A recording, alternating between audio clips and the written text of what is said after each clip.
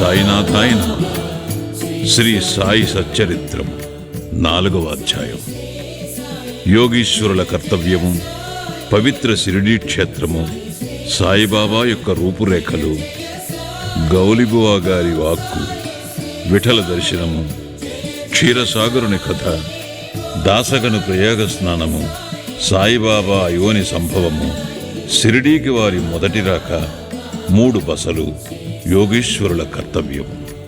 భగవద్గీత 4వ అధ్యాయమున 7-8 శ్లోకములందు శ్రీకృష్ణ పరమాత్ముడు ఇట్లు సెలవిచ్చియున్నారు. ధర్మము నశించునప్పుడు, అధర్మము వృద్ధి పొందునప్పుడు నేను అవతరించెదను. సన్మార్గులను రక్షించుటకు, దుర్మార్గులను శిక్షించుటకు, ధర్మస్థాపన కొరకు యుగ యుగములందు అవతరించెదను. ఇది ఏ భగవంతుని కర్తవ్య కర్మ. భగవంతుని ప్రతినిధులకు యోగులు, సన్యాసులు అవసరము వచ్చినప్పుడెల్లా అవతరించి ఆ కర్తవ్యమును నిర్వర్తించెదరు.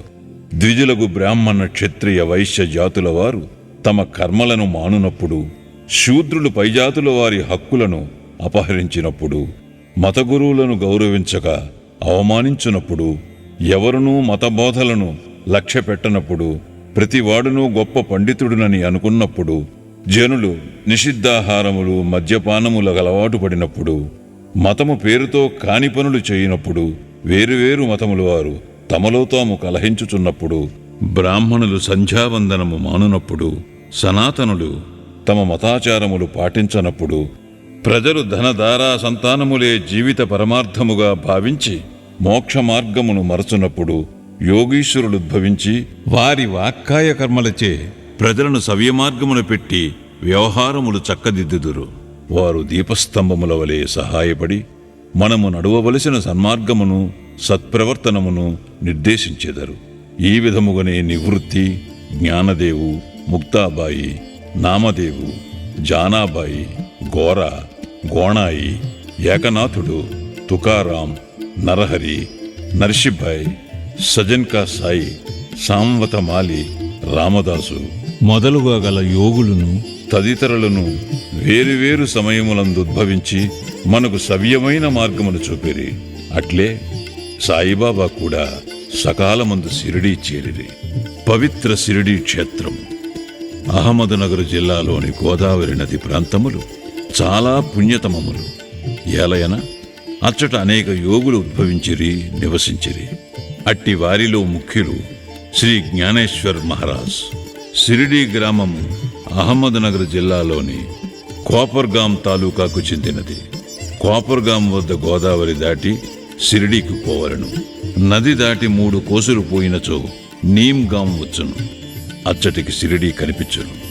కృష్ణా తీరమందు గల గాణగాపురము, నరసింహవాడి, ఔదంబర్ మొదలుగా గల పుణ్యక్షేత్రముల వలె షిరిడీ కూడా గొప్పగా పేరు కాంచినది. పండరీపురమునకు సమీపమున గల మంగళవేడయందు భక్తుడకు దామాజీ, సజ్జనగడమందు సమర్థ రామదాస్, నర్సోబాచీవాడియందు శ్రీ నరసింహ సరస్వతీ స్వామివార్లు వర్ధిల్లినట్లే శ్రీ సాయినాథుడు షిరిడీలో వర్ధిల్లి దానిని పవిత్రమునర్చెను. సాయిబాబా రూపురేఖలు. సాయిబాబా వలననే షిరిడీ ప్రాముఖ్యము వహించినది. సాయిబాబా ఎట్టి వ్యక్తియో పరిశీలింతము. వారు కష్టతరమైన సంసారమును జయించినవారు. శాంతియే వారి భూషణం. వారు జ్ఞానమూర్తులు. వైష్ణవ భక్తులకు ఇల్లు వంటివారు. ఉదార స్వభావులు. సారములోని సారాంశము వంటివారు. నశించు వస్తువులందు అభిమానము లేనివారు. ఎల్లప్పుడూ ఆత్మ సాక్షాత్కారమందే మునిగియుండెడివారు. భూలోకమునందు గాని స్వర్గలోకమునందు గాని గల వస్తువులయందు అభిమానము లేనివారు. వారి అంతరంగము అద్దము వలె స్వచ్ఛమైనది. వారి వాక్కుల నుండి అమృతము స్రవించుచుండెను. గొప్పవారు, బీదవారు వారికి సమానమే. వారు మానవమానాలను లెక్కించిన వారు కారు. అందరికీ వారు ప్రభువు. అందరితో కలిసిమెలిసి ఉండేవారు. ఆటలు గాంచెడివారు, పాటలను వినుచుండెడివారు. కాని సమాధి స్థితి నుండి మరలువారు కారు. ఎల్లప్పుడూ అల్లా నామము ఉచ్చరించుచుండెడివారు. ప్రపంచమంతా మేలుకొనున్నప్పుడు వారు యోగనిద్ర యందుండెడివారు. లోకము నిద్రించినప్పుడు వారు మెలకువతో నుండెడివారు. వారి అంతరంగము లోతైన సముద్రము వలె ప్రశాంతము. వారి ఆశ్రమము, వారి చర్యలు ఇదమిద్దముగా నిశ్చయించుటకు వీలు కానివి. ఒకచోటనే కూర్చుండి ఉన్నప్పటికీ ప్రపంచమందు జరుగు సంగతులన్నీ వారికి తెలియను. వారి దర్బారు ఘనమైనది. నిత్యము 100 కొలది కథలు చెప్పునప్పటికీ మౌనము తప్పిడేవారు కారు. ఎల్లప్పుడూ మసీదు గోడకు ఆనుకుని నిలుచువారు, లేదా ఉదయము, మధ్యాహ్నము, సాయంత్రము లెండి తోటవైపు గాని చావడి వైపు గాని పచార్లు చేయుచుండెడివారు. ఎల్లప్పుడూ ఆత్మధ్యానమునందే మునిగి ఉండేవారు. సిద్ధపురుషుడైనప్పటికీ సాధకుని వలె నటించువారు. అనుకోవ, నమ్రత కలిగి అహంకారము లేక అందరినీ ఆనందింపచేయువారు. అట్టివారు సాయిబాబా. షిరిడీ నేల వారి పాదస్పర్శచే గొప్ప ప్రాముఖ్యము పొందినది. జ్ఞానేశ్వర్ మహారాజ్ ఆళందని వృద్ధి చేసినట్లు, ఏకనాథుడు పైఠానును వృద్ధి చేసినట్లు శ్రీ సాయిబాబా షిరిడీని వృద్ధి చేశాను. షిరిడీలోని గడ్డి రాళ్లు పుణ్యము చేసుకున్నవి. ఏలయన బాబా పవిత్ర పాదములను ముద్దు పెట్టుకుని వారి పాదధూళి తలపైన వేసుకొనగలిగినవి. షిరిడీ మా వంటి భక్తులకు పండరీపురము, జగన్నాథము, ద్వారక, కాశీ, రామేశ్వరము, బదరీకేదార్, నాసిక్, త్రయంబకేశ్వరము, ఉజ్జయిని, మహాబలేశ్వరము, గోకర్ణముల వంటిదైనది. షిరిడీ సాయిబాబా స్పర్శయే మాకు వేదపారాయణ తంత్రము. అది మాకు సంసార బంధముల సన్నగిల చేసి ఆత్మ సాక్షాత్కారమును సులభ సాధ్యము చేయును. శ్రీ సాయి దర్శనమే మాకు యోగ సాధనముగా నుండెను. వారితో సంభాషణ మా పాపమును తొలగించుచుండెను. త్రివేణి ప్రయాగల స్నానఫలము వారి పాదసేవ వలనే కలుగుచుండెడిది. వారి పాదోదకము మా కోరికలను నశింపు చేయుచుండెడిది. వారి ఆజ్ఞ మాకు వేదవాక్కుగా నుండెడిది. వారి ఊదీ ప్రసాదము మమ్ము పావనము చేయుచుండెను. వారు మా పాలిట శ్రీకృష్ణుడిగా, శ్రీరాముడుగా నుండి ఉపశమనము కలుగు చేయుచుండిరి. వారు మాకు పరబ్రహ్మ స్వరూపమే. వారు ద్వంద్వాతీతులు. నిరుత్సాహముగాని ఉల్లాసముగాని ఎరుగరు. వారు ఎల్లప్పుడూ సచితానంద స్వరూపులుగా నుండెడివారు.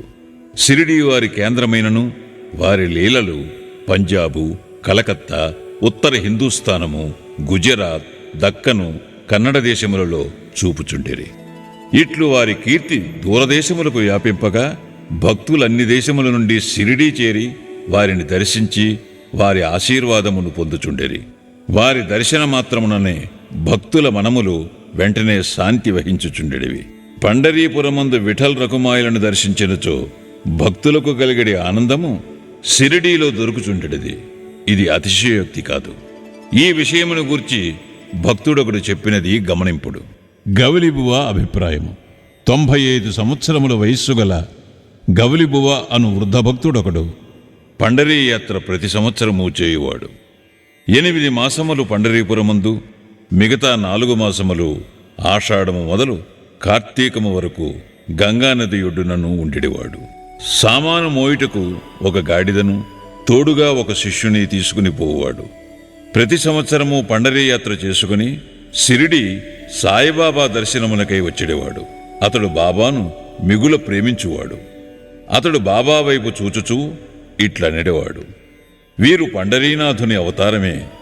అనాథల కొరకు, బీదల కొరకు వెలసిన కారుణ్యమూర్తి. గౌలిబువ విఠోబాదేవుని ముసలి భక్తుడు. పండరీ యాత్ర ఎన్నిసార్లు చేశాను. వీరు సాయిబాబా పండరీనాథుని అవతారమని నిర్ధారణపరిచిరి. విఠలదేవుడు దర్శనమిచ్చుట. సాయిబాబాకు భగవన్నామస్మరణ యందును సంకీర్తనమందును మిక్కిలి ప్రీతి. వారెప్పుడు అల్లా మాలిక్ అనగా అల్లాయే యజమాని అని అనుచుండెడివారు. 7 రాత్రింబగళ్ళు భగవన్నామస్మరణ చేయించుచుండెడివారు. దీనినే నామ సప్తాహమందరు. బాబా ఒకప్పుడు దాసగను మహారాజును నామ సప్తాహము చేయమనిరి. సప్తాహము ముగినాడు విఠల్ దర్శనము కలుగునని వాగ్దానమిచ్చినచో నామ సప్తాహమును సలిపెదనని దాసగను జవాబిచ్చెను. బాబా తన గుండెపై చేయి వేసి, తప్పనిసరిగా దర్శనమిచ్చును, కాని భక్తుడు భక్తి ప్రేమలతో ఉండవలెను. డాకూర్నాథు యొక్క డాకూరు పట్టణము, విఠలు యొక్క పండరీపురము, శ్రీకృష్ణుని ద్వారకా పట్టణము ఇక్కడనే అనగా షిరిడీలోనే ఉన్నవి. ఎవరునూ ద్వారకకు పోవలసిన అవసరము లేదు. విఠలుడు ఇక్కడనే ఉన్నాడు. భక్తుడు భక్తి ప్రేమలతో కీర్తించునప్పుడు విఠలుడు ఇక్కడనే అవతరించును అని అనెను. సప్తాహము ముగిసిన పిమ్మట విఠలుడి క్రింది విధముగా దర్శనమిచ్చెను. స్నానానంతరము కాకాసాహేబు దీక్షితు ధ్యానములో మునిగినప్పుడు విఠలుడు వారికి గాన్పించెను. కాకా మధ్యాహ్నహారతి కొరకు బాబా యొద్దకు పోగా తేట తెల్లముగా కాకాను బాబా ఇట్లడిగెను. విఠల్ పాటిల్ వచ్చినాడా? నీవు వానిని చూచితివా? వాడు మిక్కిలి పారుబోతు. వానిని దృఢముగా పట్టుకును. ఏమాత్రము అజాగ్రత్తగా ఉన్నను తప్పించుకుని పారిపోవును. ఇది ఉదయము జరిగెను. మధ్యాహ్నము ఎవడో పటములను అమ్మువాడు 25-30 విఠోబా చిత్రపటములను అమ్మకమునకు తెచ్చెను. ఆ పటము సరిగా కాకాసాహేబు ధ్యానములో చూచిన దృశ్యముతో పోలియుండెను.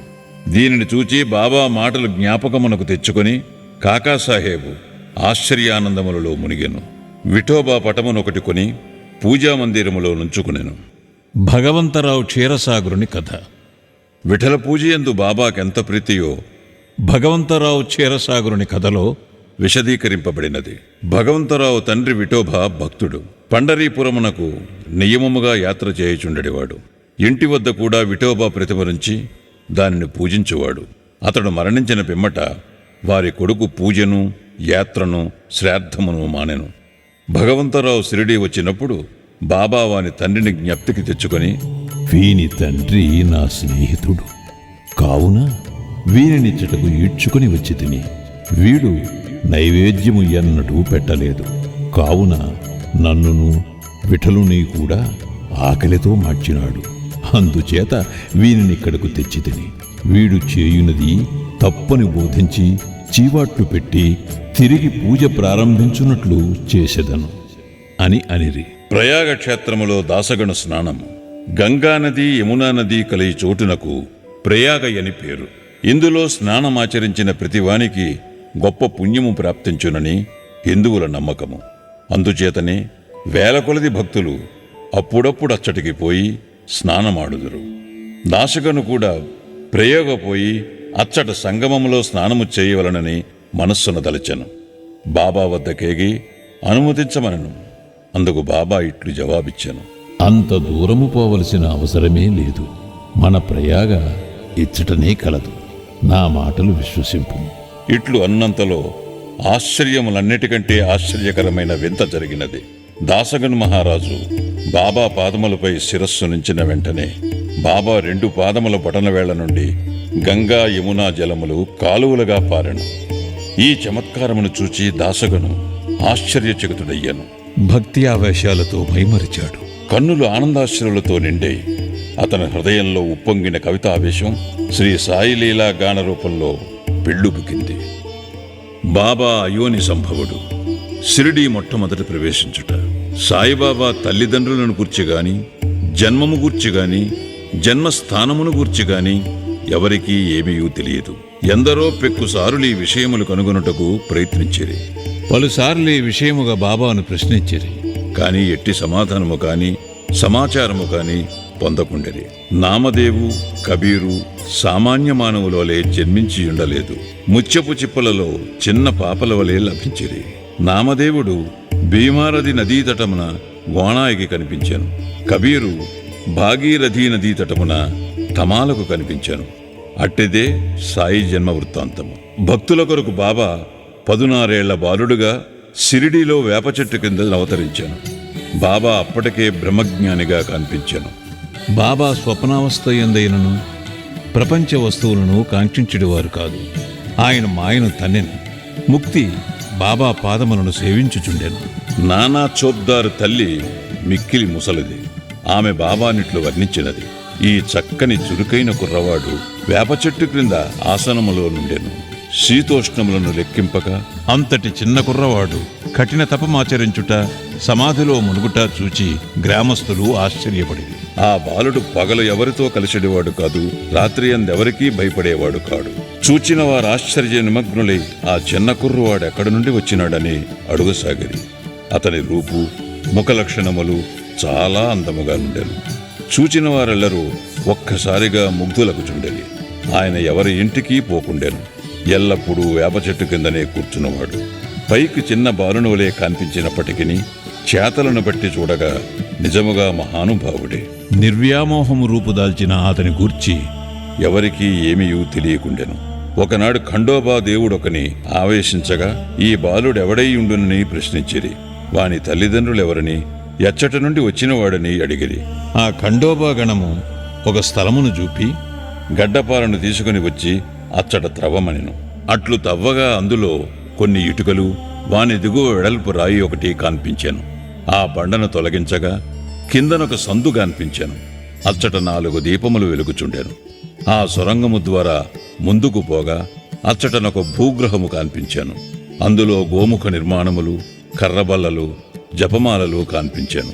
ఈ బాలుడచ్చట 12 సంవత్సరములు తపస్సును అభ్యసించెనని ఖండోబా చెప్పెను. పిమ్మట కుర్రవాణి నీ విషయము ప్రశ్నించగా వారలను మరపించుచు అది తన గురుస్థానమనియు వారి సమాధి అచ్చట గలదుగావున దానిని కాపాడవలెననియు చెప్పాను. వెంటనే దానినెప్పటివలే మూసివేసిరి. అశ్వత్థ ఔదంబర వృక్షముల వలె ఈ వేప చెట్టును పవిత్రముగా చూచుకొనుచు బాబా ప్రేమించువాడు. మహల్సాపతి తదితర షిరిడీలోని భక్తులు దీనిని బాబా యొక్క గురువుగారి సమాధి స్థానమని భావించి సాష్టాంగ నమస్కారములు చేసెదరు. 3 వసతి గృహములు, వేప చెట్టును దాని చుట్టూనున్న స్థలమును హరివినాయక సాటేయను వాడుకొని సాటేవాడాయను ఒక పెద్ద వసతి గృహమును కట్టించాను. అప్పట్లో షిరిడీకి పోయిన భక్త మండలికిది ఒక్కటియే నివాస స్థలము. వేప చెట్టు చుట్టూ ఎత్తుగా అరుగు కట్టిరి, మెట్లు నిర్మించిరి. మెట్ల దిగువన ఒక గూడు వంటిది కలదు. భక్తులు మండపముపై ఉత్తరాభిముఖముగా కూర్చునెదరు. ఎవరిచ్చట గురు శుక్రవారములు ధూపము వేయుదురో వారు బాబా కృప వల్ల సంతోషముతో నుండెదరు. ఈ వాడ చాలా పురాతనమైనది కావున మరమ్మత్తునకు సిద్ధముగా నుండెను. తగిన మార్పులు, మరమ్మతులు సంస్థానము వారు చేసిరి. కొన్ని సంవత్సరముల పిమ్మట దీక్షిత్వాడాయను పేర ఇంకొక వసతి గృహము కట్టబడినది. న్యాయవాది అయిన కాకాసాహెబ్ దీక్షిత్ ఇంగ్లండ్కు పోయాను. అచ్చట రైలు ప్రమాదమున కాలు కుంటుపడెను. అది ఎంత ప్రయత్నించినను బాగు కాలేదు. తన స్నేహితుడు నానాసాహెబ్ చందోర్కర్ షిరిడీ సాయిబాబాను దర్శించమని సలహా ఇచ్చాను. 1909వ సంవత్సరమున కాకా షిరిడీకి పోయాను. బాబా దర్శన మాత్రమున అమితానంద భరితుడై షిరిడీలో నివసించుటకు నిశ్చయించుకొనెను. కాలు కుంటితనము కన్నా తన మనస్సులోని కుంటితనమును తీసివేయమని బాబాను ప్రార్థించాను. తన కొరకును ఇతర భక్తులకును పనికి వచ్చినట్లు ఒక వాడాను నిర్మించాను. 10-12-1910వ తారీఖున ఈ వాడా కట్టుటకు పునాది వేసిరి. ఆనాడే 2 ముఖ్యమైన సంఘటనలు జరిగాను. 1 దాదాసాహెబ్ కాపర్డేకు తన ఇంటికి పోవుటకు బాబా సమ్మతి దొరికాను. 2 చావడిలో సేజాహారతి ప్రారంభమయ్యను. దీక్షిత్వాడ పూర్తి కాగానే 1911వ సంవత్సరంలో శ్రీరామనవమి సమయమందు శాస్త్రోక్తముగా గృహప్రవేశము జరిపిరి. తరువాత కోటీశ్వరుడును నాగపూర్ నివాసియగు బూటి మరొక పెద్ద రాతిమేడను నిర్మించాను. అతడు చాలా ద్రవ్యము దీని కొరకు వెచ్చించాను. వెచ్చించిన ద్రవ్యమంతయు నిజమునకు సార్థకమయ్యాను. ఎలయనగా బాబాగారి భౌతిక శరీరము అందులో సమాధి చేయబడినది. దీనినే సమాధి మందిరమందురు. ఈ స్థలములో మొట్టమొదట పూలతోటయుండెను. ఆ తోటలో బాబాయే తోటమాలిగా మొక్కలకు నీళ్లు పోయిట మొదలుగునవి చేసెడివారు. ఇట్లు 3 వాడాలు కట్టబడెను. అందుకు ముందు ఇచ్చట ఒక్క వసతి గృహము కూడా లేకుండెను. అన్నిటికంటే సాఠేవాడ మొదటి రోజులలో అందరికీ చాలా ఉపకరించుచుండెను. 4వ అధ్యాయం సంపూర్ణం. సద్గురు శ్రీ సాయినాథార్పణమస్తు. శుభం భవతు.